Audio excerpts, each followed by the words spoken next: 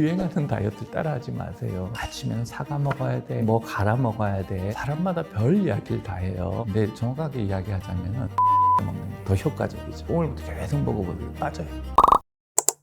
안녕하세요. 지식인사이드 구독자 여러분. 동국대학교 의과대학의 가정의학과 교실의 교수로 있는 오상우입니다.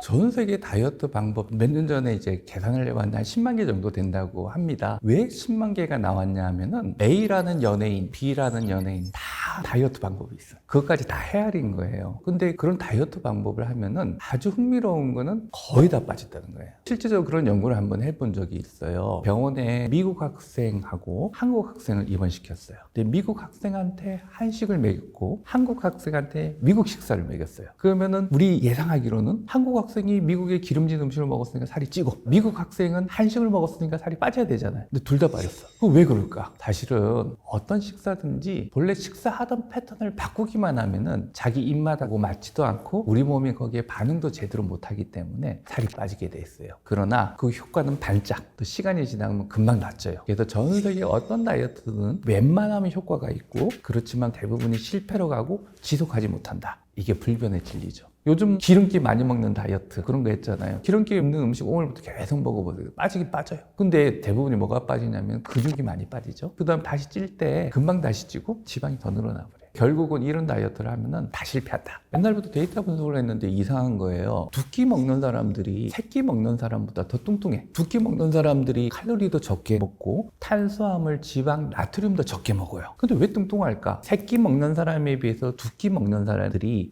100칼로리당 먹는 탄수화물, 단백질, 지방, 나트륨량이 칼로리당으로 따져봤더니 훨씬 많아요. 통계적으로. 그러니까 무슨 이야기냐면은 끼니를 거르게 되면은 그걸 보충하기 위해서 그 다음 끼니에 달고 기름지고 짠 음식을 찾는 거예요. 그걸 먹어야만 내가 안정감을 가질 수 있고 풍족이 되는 거예요. 더 흥미로운 건 뭐냐면은 사람은요 하루에 셋포인트라 그래서 먹는 양이 한계가 있어요. 내가 2000칼로리 정해놓으면 나는 2000칼로리가 맞아 해서 내가 식욕을 조절해요. 신기하죠. 근데 조금 더 먹었으면 다음날 적게 먹게 하고 이렇게 왔다 갔다 하거든요. 근데 이걸 막 흔들리는 게 끼니 거르고 일부러 뭐 다이어트하고 하면 이게 막 흔들려요. 흔들리다 보면은 이 셋포인트로 정해져 있는 이 부분이 이렇게 내려가다가 우리 몸이 이러면 나 죽을지 몰라 하고 내부터 시작해가지고 여러 기능이 한계가 걸려요. 그러면 이 셋포인트가 여기에서 여기 위로 올라가 버려요. 그게 요요 현상이죠. 또 다른 건 뭐냐면 에너지가 부족하다고 내가 느끼면 몸이 느끼면은 그 다음에 반응하는 거는 조금만 먹어도 그걸 다 지방으로 저장하려고 쑥쑥 빨아들이기 때문에 실질적으로 제가 임상에서 많은 경험을 해보면은 두 끼, 한 끼 먹는 사람 세 끼만 바쁘더라도 몇 킬로 그냥 빠져요. 근데 물론 세 끼 먹으면 칼로리는 많아요. 근데 생각보다는 살 빠지기는 훨씬 편해요. 왜 그러냐? 일단 내가 음식이 충분히 들어오고 있습니다. 신호를 주면은 뇌는 안심을 해요. 그래서 식욕을 막 자극하지 않고 스트레스 호르몬도 많이 분비를 안 해요. 스트레스 호르몬이 분비되면은 지방 분해가 방해되거든요. 그 다음에 뇌는 이제 충족이 됐으니까 아침을 먹고 나면은 점심 끼니 때 전에 아침을 안 먹었을 때보다는 덜 먹게 해요. 이런 여러 가지 효과들이 같이 있으니까 사실은 세 끼 먹는 것이 두 끼 먹는 거, 한 끼 먹는 것보다 훨씬 잘 빠지는데 특히 아침을 먹는 경우가 더 효과적으로 저희들 분석해서 나왔어요.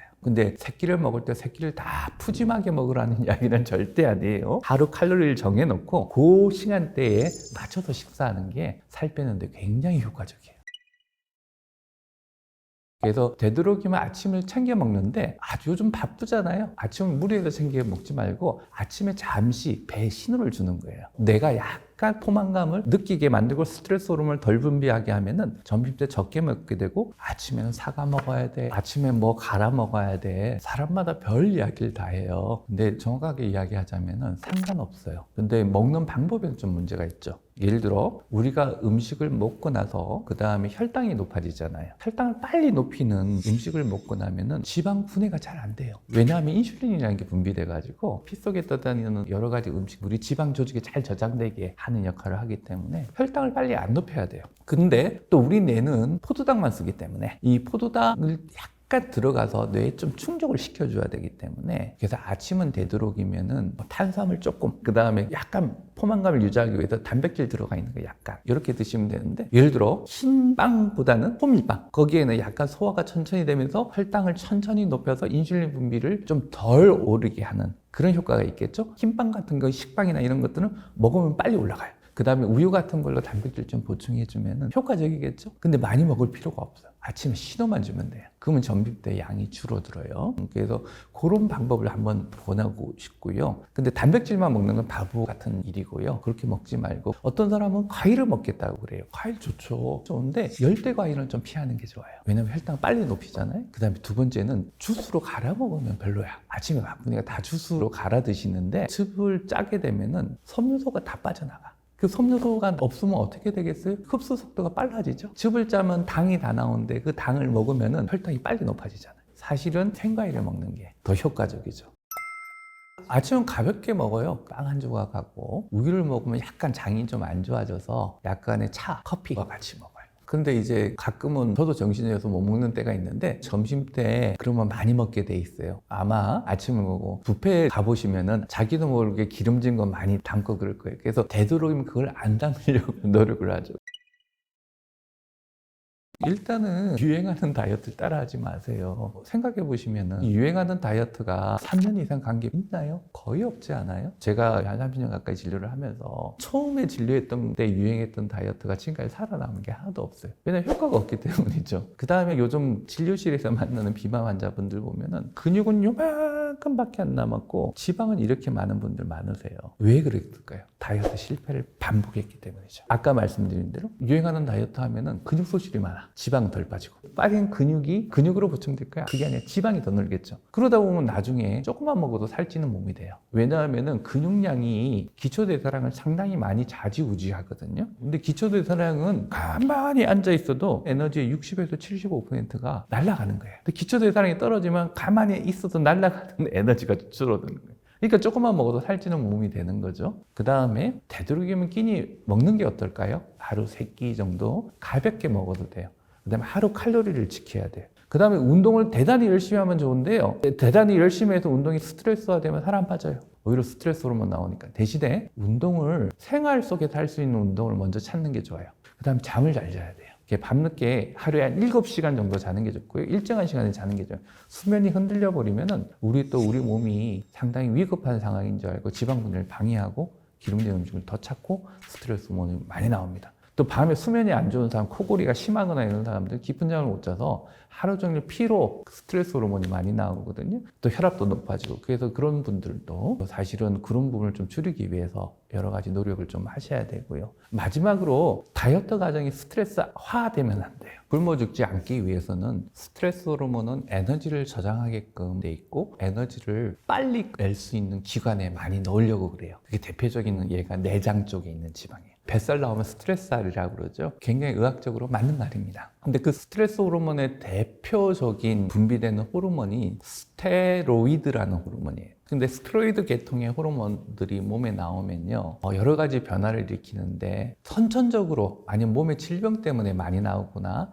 또 질병을 치료하다가 약을 많이 먹어가지고 나오는 병이 있어요. 그걸 쿠싱병이라고 그러는데 팔, 다리는 이렇게 가늘고 배만 볼록 나온 형태가 보일 거예요. 이 스트레스 때 나오는 스테로이드 호르몬 자체가 지방을 내장 쪽에 저장하는 역할을 하기 때문이에요. 그러니까 스트레스 호르몬이 안 나오게 해주는 게 다이어트 과정에 굉장히 중요한 요소 중에 하나예요. 다이어트가 즐거워야 되지? 다이어트가 축제 살자. 나는 이렇게 운동했는데 못했어. 그 다음날 내가 왜 못했을까? 그거 갖고 스트레스 받고 다이어트 100% 실패합니다. 그런 거는 조심해야 돼. 첫째, 5분, 10분 내에 먹는 거. 빨리 먹으면 그 시간에 가서 놀 수 있으니까 좋죠? 근데 5분, 10분 내에 먹으면은 먹고 나서 배부름을 느끼려고 하면 뇌에 신호를 줘야 되는데 그 시간이 안 돼요. 그래서 뇌에 제대로 신호를 주려면 한 20분 내외 정도 식사를 하는 게 좋을 것 같고, 그 다음에 이제 먹고 나서 배의 포만감을 잘 느끼게 하려면은 물을 적절히 먹어줘야 돼요. 근데 어느 한순간에 TV나 이런 언론에서 물 먹으면 소화 효소가 희석이 돼서 소화가 안 된다고 해서 물을 못 먹게 하는 거예요. 이거 누가 그랬나 하고 찾아봤더니 아직까지 범인을 제가 20년째 못 찾고 있어요. 생각해 보세요. 물을 안 먹으면은 부피감이 없기 때문에 굉장히 칼로리가 밀도가 높은 음식이 들어가서 오히려 비만에 안 좋아요. 두 번째는 소화 효소를 희석할 정도로 물을 먹으려고 그러면은 이렇게 큰 거 하나 식사 시간에 먹어야 될 거예요. 그럼 말이 안 되잖아요. 그래서 물 먹는 거 굳이 그렇게 하지 말자. 그렇지만은 중요한 건 밥에 물 말아 먹으면 안 된다. 밥에 물 말아 먹으면 5분 내에 먹는다. 그래서 그건 안 좋다. 우리가 가만히 있어도 소모하는 에너지를 기초대사량이라고 그랬는데, 기초대사량이 왜 생기느냐? 첫째, 우리는 가만히 앉아 있어도 생각을 해요. 그 다음 우리 몸은 36.5도라는 체온을 유지해야 돼요. 그 다음 심장은 1분에 60회 내지를 이렇게 계속 뛰어야 돼요. 우리 간은 가만히 있는 조직이 아니에요. 몸 안에 들어가는 여러 가지를 대사 반응하고 당을 조절하고, 우리 장도 계속 먹어온 음식을 소화해야 되고 소화 효소를 만들어내야 되고, 그 다음에 콩팥은 몸 안에 있는 노폐물을 계속해서 걸러내야 되고, 근육도 그 나름대로 역할을 하거든요. 그게 다 일을 한단 말이에요. 그렇게 가만히 있어도 소모하는 열량이 기초대사량이에요. 근데 그게 하루에 나가는 에너지 60에서 75%를 차지해요. 근데 그 중에 제일 많이 에너지를 쓰는 기관이 어디냐 하고 봤더니 우리 뇌예요. 이렇게 많은 에너지를 쓰는 뇌는 지방을 안타깝게도 에너지로 못 써요. 단백질도 못 써요. 대신에 쓸 수 있는 에너지는 탄수화물이 분해돼서 만들어지는 포도당밖에 없어요. 근데 포도당을 써야 되는데 탄수화물 나 오늘부터 안 먹을 거야 하고 극단적으로 제한을 하게 되면은 그 뇌는 급하게 어떻게 하냐면은 근육이나 이런 일부 기관에서 포도당하고 비슷한 걸 만들어내요. 그게 케톤체라는 거예요. 케톤체가 형성이 되면은 입에서 냄새가 나고 사람이 약간 멍해지면서 이런 변화가 생겨요. 근데 중요한 거는 근육은 칼로리가 얼마 없고 근육은 빨리 분해된다고 그랬죠? 그 몸무게는 빨리 빠져. 살이 빠지니까 되게 좋잖아요. 그러나 내가 오래 못 견뎌요. 근데 내가 멍해지면은 안 먹을 수가 없어, 탄수화물. 그럼 다시 탄수화물을 먹고 음식을 먹기 시작했을 때 근육이 보충될까요? 아니죠. 지방이 더 늘어나 보지. 근육은 가늘어지고. 근데 이게 나이가 들면 더 문제가 돼. 여성들은 폐경이 오고 나면요, 남성 호르몬이 많아지고 뱃살이 나오기 시작하고, 그 다음에 이런 다이어트 많이 하다 보면 다리나 팔에 근육이 별로 없어요. 근데 뱃살이 나오면서 무릎에 관절에 문제가 생기기 시작하고, 대사 반응이 안 좋아지니까 순간적으로 혈당이 확 높아지고, 이런 것들을 해결하는 게 이 근육의 대사 반응인데 이게 없고, 그러다 보니까 나중에 달 넘어져서 낙상도 잘 일어나고 폐경 이후에 삶이 좀 나빠지는 거예요. 그 다음에 또 유명 저널에서 어떤 분이 분석 결과에 의하면은 하루에 먹는 음식 중에 탄수화물 비율이 50%가 되는 사람이 제일 사망률이 낮더래. 그런 것까지 같이 본다 그러면은 탄수화물을 극단적으로 제한하는 다이어트는 별로 권하고 싶지가 않아요. 그리고 그렇게 안 해도 살 잘 빠져요.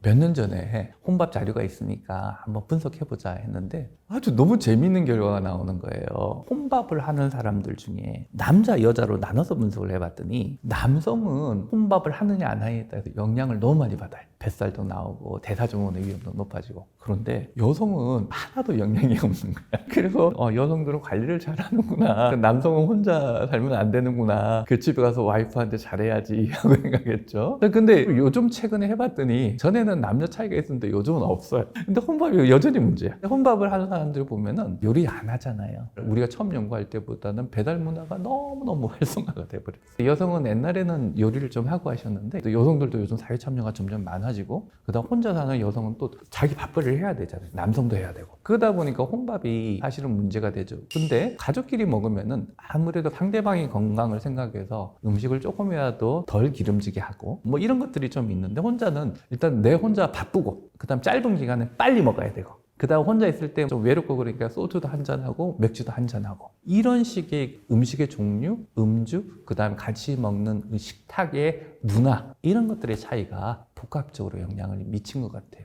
조절하는 방법은 같이 먹어도 단백질이 좀 많고, 그 다음 같은 탄수화물을 먹어도 약간 섬유소가 많이 들어가 있는 형태, 그런 형태로 천천히, 그 다음 물하고 같이 많이 채소에 싸서 먹고, 이로해서 부피감을 만드는 게 방법이고, 배부르게 먹지 말고 위가 3분의 2쯤 찼다 싶을 때 숟가락 놓아버리세요. 그러면은 나중에 배고플 것 같죠? 생각보다 안 그래요. 그렇게 해서 한 일주일 지나면은 배가 자연스럽게 이렇게 줄어들어요. 같은 음식을 먹더라도 지방, 나트륨, 밀도를 줄이고, 자기도 모르게 먹는 단 음식을 좀 줄이고, 탄수화물을 조금 혈당을 빨리 안 높이는 형태로 바꿔라. 이게 방법이죠.